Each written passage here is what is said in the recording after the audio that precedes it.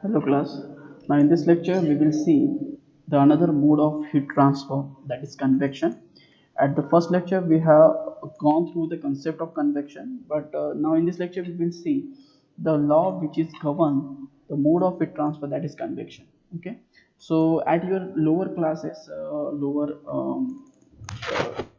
classes, or in the 10th or 11th standard, you already know the law of cooling, that is Newton's law of cooling. We will see this thing again. The statement of Newton's law of cooling state that the heat loss of a body is directly proportional to the difference in the temperature between body and its surrounding.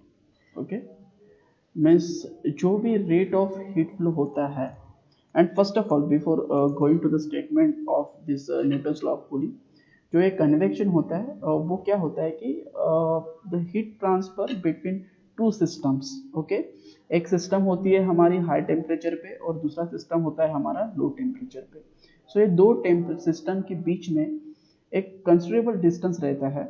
Okay, they are not having a direct contact with each other. Okay, considerable distance पे रहेंगे वो एक दूसरे के साथ. Okay, and in दोनों के बीच में जब हीट ट्रांसफर होता है, वो हीट ट्रांसफर होता है just because of the presence of fluid medium. That fluid medium will be a gases or will be a liquid. and उस हीट ट्रांसफर के टाइम जो मीडियम होता है वो ट्रैवल करता है one point two other point to have a heat transfer through mode of heat transfer, that is convection. Okay, so उसी time हमारा कन्वेक्शन होता है, वो पिक्चर में आता है. सो ये जो कन्वेक्शन होता है वो गवर्न होता है हमारे न्यूटन्स लॉ ऑफ कूलिंग से. एंड वो स्टेटमेंट क्या बोलता है? It is state that a rate of heat loss of a body, okay, is directly proportional to the difference in the temperature between body and its surrounding. Okay, so consider करो ये हमारा body है, ये surface है. Okay, इस surface का temperature Ts है. अब ये सरफेस एक फ्लोर भी हो सकता है या ये आपका स्किन भी हो सकता है, आपके स्किन का सरफेस. चलो स्किन का सरफेस का एग्जांपल लेते हैं. तो ये आपका स्किन है, सरफेस टेम्परेचर है आपके स्किन का, समझो Ts.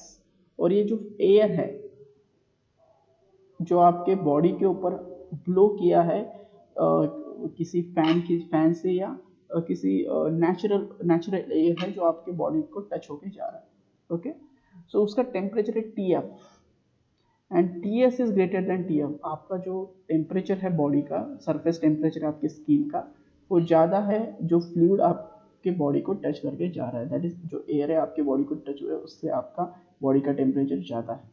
ओके, सो जब एक एयर स्ट्रीम, फ्री स्ट्रीम आपके बॉडी को टच करके जाती है, आपके स्किन को टच करके जाती है, सो आपके बॉडी का टेम्परेचर और फ्लूइड का टेम्परेचर, इन दोनों का जो डिफरेंस होता है, ओके, वो डिफरेंस जितना ज़्यादा रहेगा उतना आपका रेट ऑफ हीट फ्लो आपके बॉडी से सराउंडिंग को वो ज़्यादा रहेगा.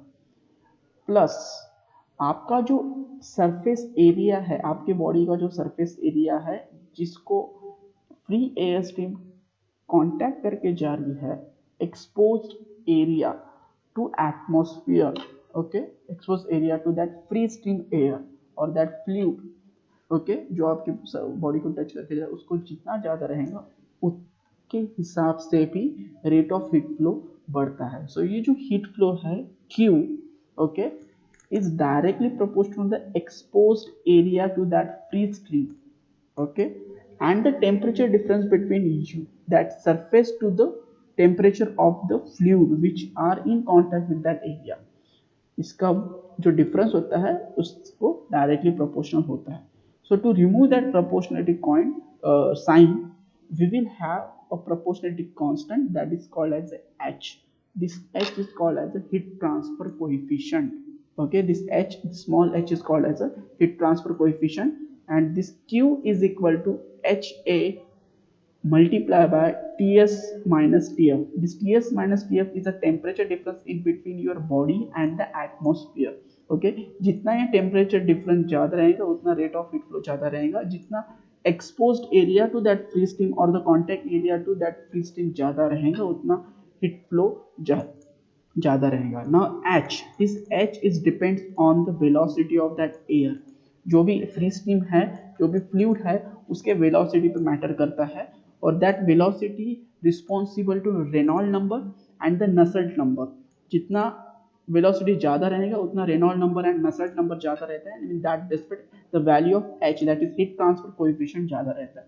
सो that Reynold number and Nusselt number is another thing which right now we are not focusing on it, but decide ये ध्यान में रखो, जितना वेलोसिटी बढ़ेगा आपके फ्री स्ट्रीम का, उतना ये एच का वैल्यू इंक्रीज होगा, और जितना एच इंक्रीज होगा उतना हमारा जो रेट ऑफ हीट फ्लो है ड्यूरिंग कन्वेक्शन, ओके, वो हमारा ज़्यादा रहेगा। Now this is the equation which we are getting from the Newton's law of cooling in case of the mode of transfer call it as a convection.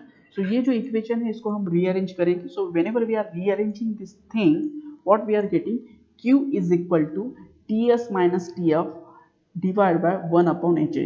इसको हम 1 upon HA भी इस तरह से लिख सकते हैं। So HA will go up, so it will give you this equation only. Just we have arranged another way.